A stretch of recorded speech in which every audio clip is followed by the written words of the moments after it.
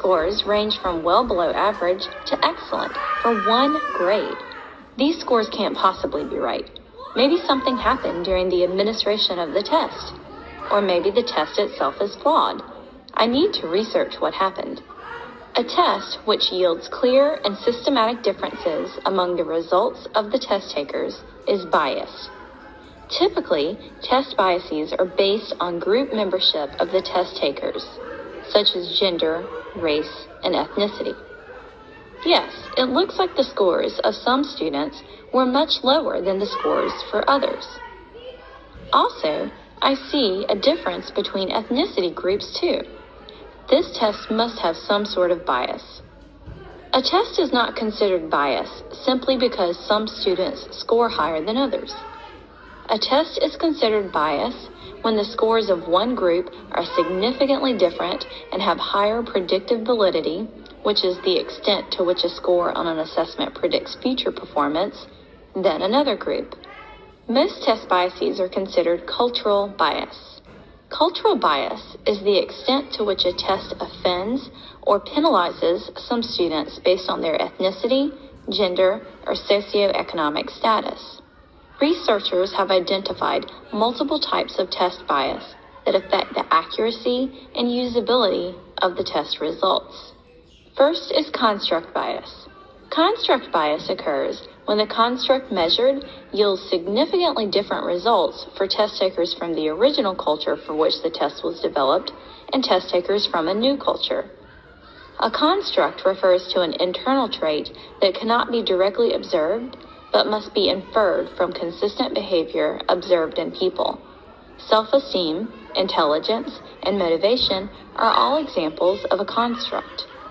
Basing an intelligence test on items from American culture would bias against test takers from another culture. Another type of testing bias is method bias. Method bias refers to factors surrounding the administration of the test that may impact the results.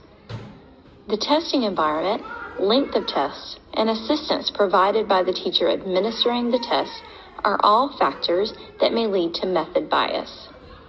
For example, if a student from one culture is used to and expects to receive assistance on standardized tests, but is faced with a situation in which the teacher is unable to provide any guidance, this may lead to inaccurate test results. Additionally, if the test taker is used to a more relaxed testing environment, maybe one that includes moving around the room freely and taking breaks, then an American style of standardized testing, where students are expected to sit quietly and work until completion, is likely to cause difficulty in performance, again yielding results that may be an inaccurate representation of that student's knowledge. The next type of bias is item bias. Item bias refers to problems that occur with individual items on the assessment. These biases may occur because of poor use of grammar, choice of cultural phrases, and poorly written assessment items. For example, the use of phrases such as bury the hatchet to indicate making peace with someone, or the last straw to indicate the thing that makes one lose control in test items would be difficult for a test taker from a different culture to interpret.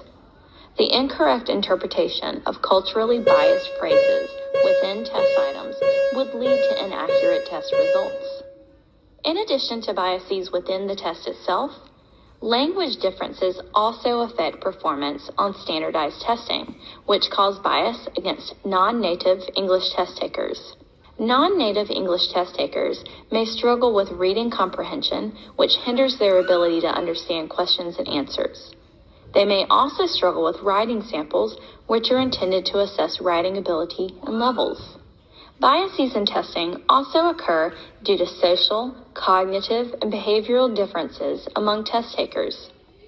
Test takers with cognitive or academic difficulties will often have poor listening, reading, and writing skills, perform inconsistently on tests due to off-task behaviors such as daydreaming and doodling, and have higher than average test anxiety. Test takers with social or behavioral difficulties will often perform inconsistently on tests due to off-task behaviors and have lower than average motivation for testing.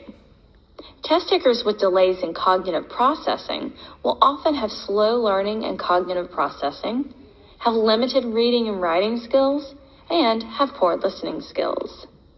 And finally, test takers with physical or sensory challenges will often have a tendency to get tired during a test, have less developed language skills, have poor listening skills, and may have slower learning and cognitive processing.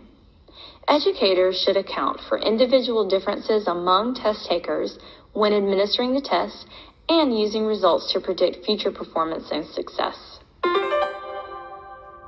Wow, there are many factors to consider when looking at test bias.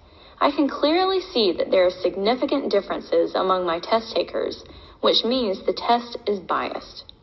I know there are examples of construct bias because the scores of our non-native English students were significantly different than native English.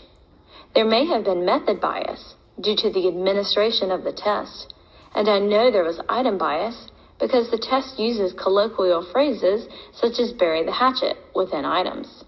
I know now we should account for language differences among the test takers and also consider social, cognitive, and behavioral differences as those may lead to test bias.